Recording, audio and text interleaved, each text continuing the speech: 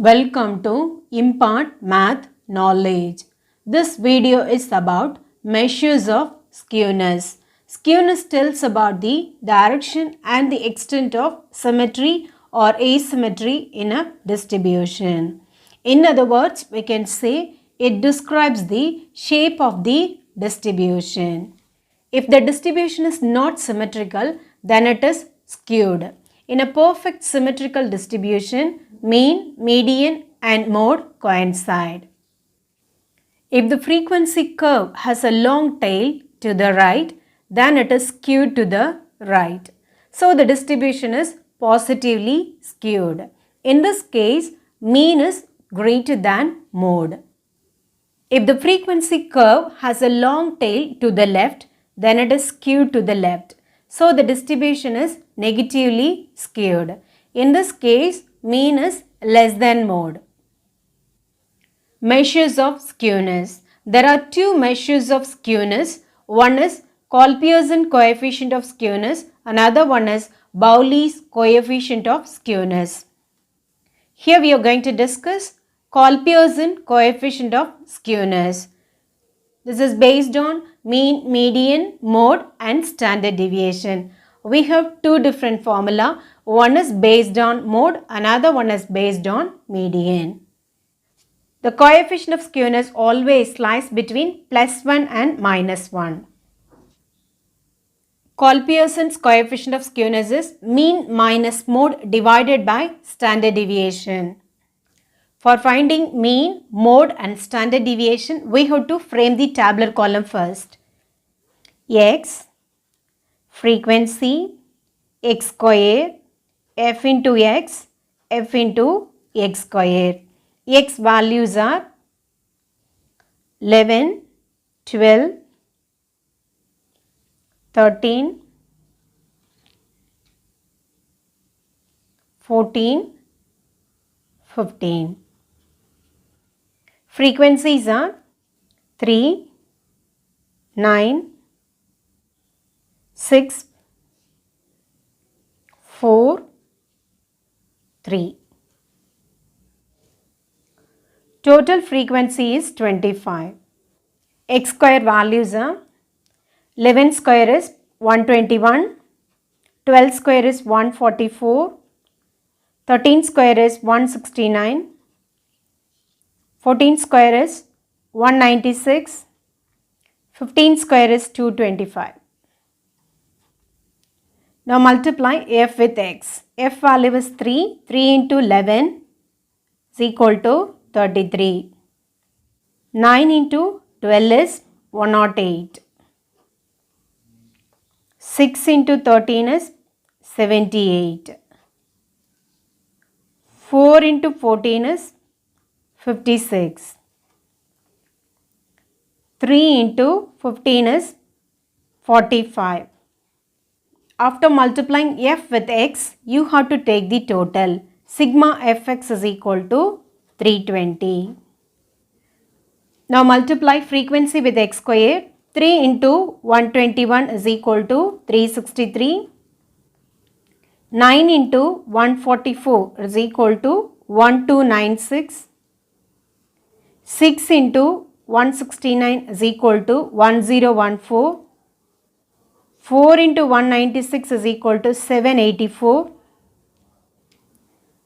3 into 225 is equal to 675. After finding fx square, you have to take the total. Summation fx square is equal to 4132. Now mean is equal to sigma fx by sigma f, where sigma fx is 320, sigma f is 25. This is equal to 12.8. Mode is the value of x corresponding to maximum frequency. Here the maximum frequency is 9, so the corresponding x value is 12. So mode is equal to 12. So mode is equal to 12. Next we have to find standard deviation. Standard deviation sigma is equal to square root of sigma fx square divided by sigma f minus sigma fx by sigma f whole square. Sigma fx square is equal to 4132. Sigma fx is 320. Sigma f is 25. Now substitute all the values in sigma. That is square root of sigma fx square is 4132 divided by sigma f 25 minus sigma fx is 320 divided by sigma f is 25 whole square. If you simplify this, you will get sigma is equal to 1.2. Now Colli-Pearson coefficient of skewness is equal to mean minus mode divided by standard deviation. Mean is equal to 12.8, mode is 12 divided by standard deviation is 1.2. Coefficient of skewness is equal to 0.6667. Next one, we can calculate Colli-Pearson coefficient of skewness based on median formula. Colli-Pearson coefficient of skewness based on median is 3 into mean minus median divided by standard deviation. Now we can frame the tabular column first. Class interval, mid-x, frequency, cumulative frequency, x square, fx, fx square. The class interval is 0 to 6, 6 to 12, 12 to 18, 18 to 24, 24 to 30, 30 to 36.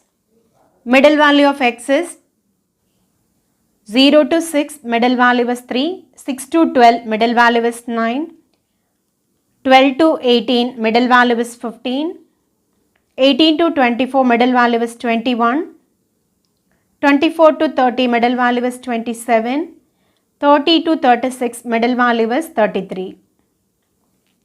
The frequencies are 5, 12, 18,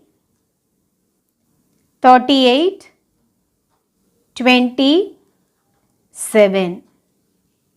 The frequencies are 5, 12, 18, 38, 20 and 7. Total frequency is 100. For median, we need to find the cumulative frequency. 5 plus 12 is 17. 17 plus 18 is 35. 35 plus 38 is 73. 73 plus 20 is 93. 93 plus 7 is 100. Next we have to find x square. 3 square is 9. 9 square is 81. 15 square is 225. 21 square is 441. 27 square is 729. We have to multiply f with x. 5 into 3 is 15. 12 into 9 is 108. 18 into 15 is 270. 38 into 21 is 798. 20 into 27 is 540. 7 into 33 is 231. After multiplying frequency with x, you have to take the total. Summation fx is equal to 1962. Now multiply f with x squared. 5 into 9 is 45. 12 into 81 is 972.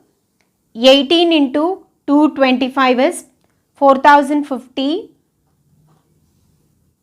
38 into 441 is equal to 16,758. 20 into 729 is equal to 14,580. 7 into 1089 is equal to 7623. After multiplying f with x square, you have to take the total. Summation fx square is equal to 44,028. Mean is equal to sigma fx by sigma f. Sigma fx is equal to 1962 divided by sigma f is 100. This is equal to 19.62. For a standard deviation, the formula is square root of sigma fx squared by sigma f minus sigma fx by sigma f whole square. This is equal to square root of sigma fx square is 44,028, sigma f is 100 minus sigma fx is 1962 divided by sigma f is 100. If you simplify this, you will get sigma is equal to 7.4388. For median, you have to find the median class first. Median class is equal to size of n by tooth item. Here the total frequency is 100. So, size of 100 by tooth item. That is size of 50th item.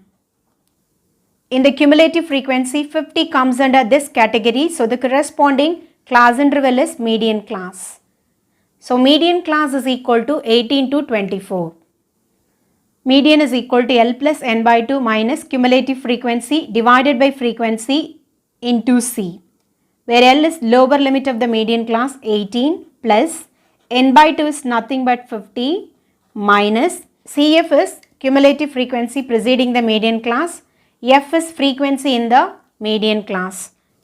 CF is 35 and F is 38 into length of the class interval is 6. If you simplify this, you will get median is equal to 20.36.